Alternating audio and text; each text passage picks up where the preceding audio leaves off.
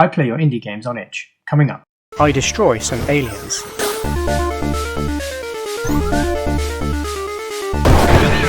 I fail a lot. But then you will fail. Yes, you will fail. And you will fail again, and again, and again. I run away from a big boss. And I fight an even scarier boss. I'm Xanderwood. I make indie games and tutorials on game development. I also play your indie games every week on my channel. Make sure you subscribe and click that bell icon so you never miss a video. Before we get into the video, just a massive shout out to my wonderful Patreon supporters: James Welch, Basic Terror, Cole, Zan, Clone13, Cruisel CC, Jet Simon, Olivier Bernier, Arthur Wawajaz, Retro Galaxy, Van, Amari Lewis, Enmark Games, Matt and Seth Coble for supporting my game dev journey. If you want to get access to all kinds of pixel art, tile sets and music on a monthly basis, then check out the link in the description and consider becoming a Patreon. The goal of the game is to destroy the enemies on a tile grid in futuristic turn-based combat. It's a strategy game where you can push your enemies into things to deal more damage, and it's rather fun. I love the simplistic graphics, and its pixel art, which I also love. The developer has done a great job giving the game a slick and clean user interface with a futuristic feel. The character sprites and enemies are very well represented, and the HUD images of the characters are fantastic. The only thing I would say is that at the start, it's a little overwhelming with all the hint boxes. I didn't know where to look at first, which interrupted the flow of the game, as I had to slow myself down from clicking in case I missed something. The mechanics are pretty easy to grasp. You probably could have gotten away with much less in terms of a tutorial. The music and minimalistic sound effects were lovely. Everything fitted the game well, and I don't think I could add anything, so great work. To be honest, I was disappointed when I beat the game. I wanted more. I was just getting into my stride. I really think the game has some great potential. If I could offer anything in the way of a suggestion, I'd make the AI better. And by better, I mean smarter. I was able to hide behind a rock, just skipping my turn until the enemies I needed to hit came close enough. This felt a little too easy, like I was cheating, and it also felt a little random, like I was just hoping that they choose the right block to move to so I could land a blow. Perhaps make it mandatory for the player to move at least one space so they can camp out in a safe zone. Overall, the game was well made, slick looking and sounded great. I really enjoyed the levels I played through, although a shorter and simplified tutorial with smarter AI would have been the cherry on top. For what it is, it's a fun game that'll take you around 5 to 10 minutes to beat, leaving you with a sweet taste of success that you'll wish could last just a little bit longer.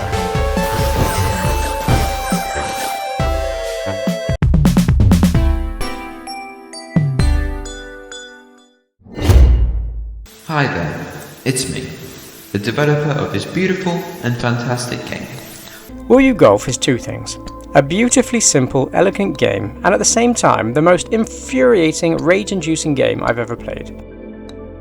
The object of the game is not to let your personal rage get to a level where you throw your keyboard at the next door neighbour's cat, just because you heard them meow at the exact point you fell right back to the bottom of the level.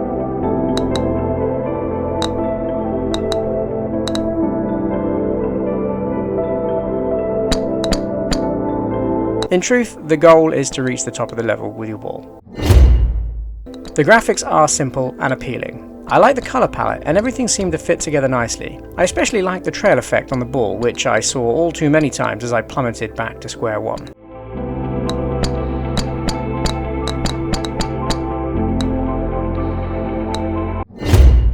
The background music is very relaxing, a great contrast to the anger that'll be building up inside of you. I really liked how you added a voiceover too. Well, technically, I'm not the developer. I'm actually one of the developer's friends, because he wanted me to read this due to his annoying, squeaky voice that would ruin the whole atmosphere of the game. In all honesty, the mechanics of the ball did get a little easier as I played. The trick is to click and drag quickly, as momentum plays heavily into how far the ball travels. It's a little confusing at first, as I thought the further back I dragged the ball, the further it would travel. This is not the case. It's all to do with timing the next drag back. If you hit a wall, you get 2 extra shots, but if you don't, the ball turns black, and you're at the mercy of the game's cruel tunnel system, and you may end up back at the start, in a mere fraction of the time it took you to climb up. Overall, however, I did like it. I liked it more as I became better at the controls, but I think the main issue with the game is the balancing and difficulty. It's just too darn hard and unforgiving. But then you will fail. Yes, you will fail. And you will fail again, and again, and again. But later, after a few minutes, you'll keep failing. I would add in less areas where you can drop back to the start, and instead have the player drop back to ledges that would only make them repeat the last few jumps. This would encourage me to play longer. I can't tell you how annoying it is to fall right back to square one after spending so long trying to carefully navigate the golf ball to the top.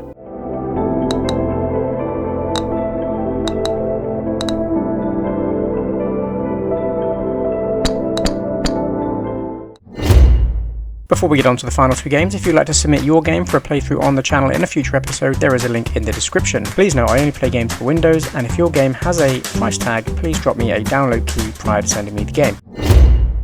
There Can Only Be Two is a 2D adventure game with exploration, parkours, and interesting enemies and combat. The goal is to successfully traverse level after level of challenging jumps, spikes, enemies, projectiles, and jelly?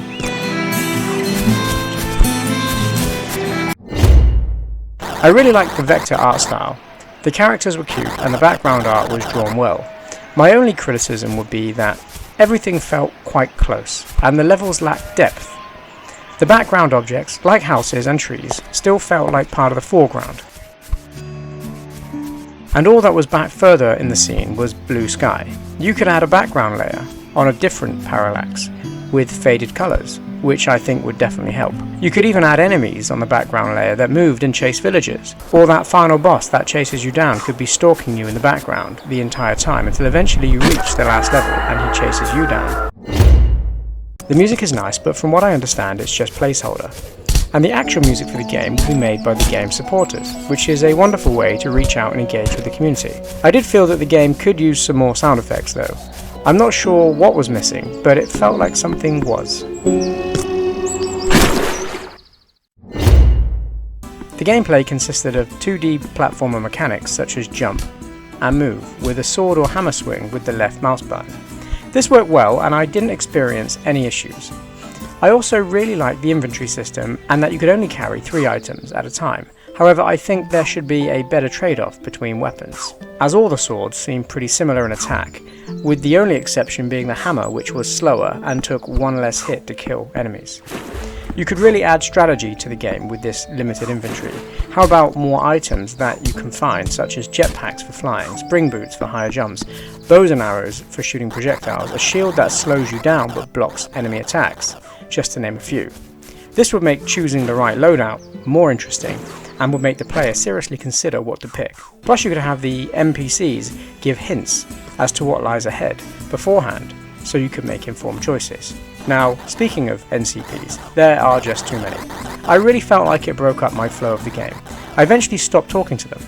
I think if you talk to them, they should provide valuable information on the game or have much shorter dialogue sequences. Plus, you can get attacked while engaging in dialogue, which seemed unfair. I'd pause the enemy movement while talking.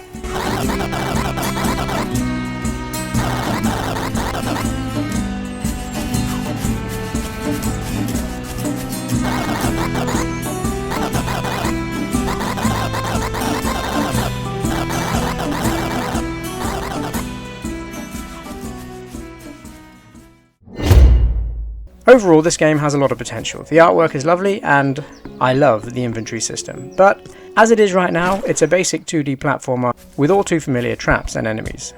The NCPs are great and I love how you added a story element to the game, but for me, at least, they were more of an inconvenience than anything else. I'd have one NCP at the start and maybe one halfway through to offer some tips, but then just let the player play the game and have fun.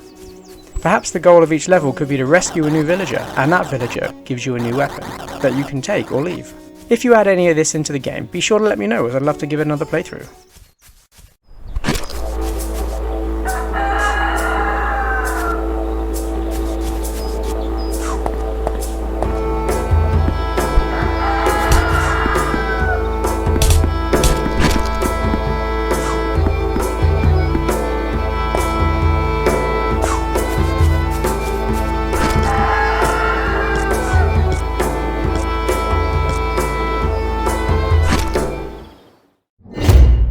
The Feathered Serpent is a 2D action platformer that combines the fast-paced combat of a shooter game with randomly generated levels, enemies and items. There is a great progression system that involves sacrificing blood to the gods for upgrades that can aid you in battle, and even interact with the environment. The cutscene at the start is great, and really gives you the impression that something epic is about to befall you. And it is. I love the pixel art style, from the character to the enemies, and the subtle parallaxing of the backgrounds. This game has bucket loads of depth, and from the first press of a button, you'll be immersed in a wonderful world the developer has created. The HUD and UI is perfect, not too overpowering, but informative enough that you understand what it is representing. And I love the ammo gauge for the arrows, and the cooldown timer when you have to reload. Really makes you think about your shots. You can clearly tell a lot of work has gone into this, and as a result, it's a joy to experience. The sound is great, the dreary background music fits perfectly with the game's mood, and the sound effects are so juicy. Every time you kill an enemy, you just want to kill another, and another. I love how the enemies also make their own unique sounds, from the monkey chirps to the grunts from those sword-swinging melee enemies.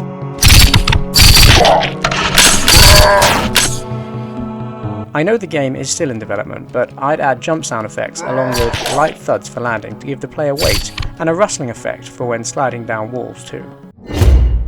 The only problem I encountered was when maximising the screen, the player position was pushed to the right, and the amount of room in front of me was small, meaning I couldn't properly fight or time jumps. Aside from that, the game was fantastic.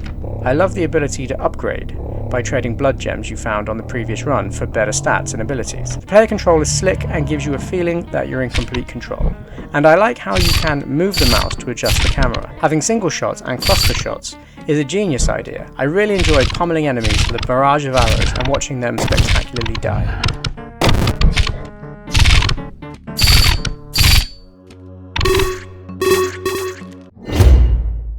The Feathered Serpent is a game you should play. It's one of the best games I've had the pleasure of playing on my channel.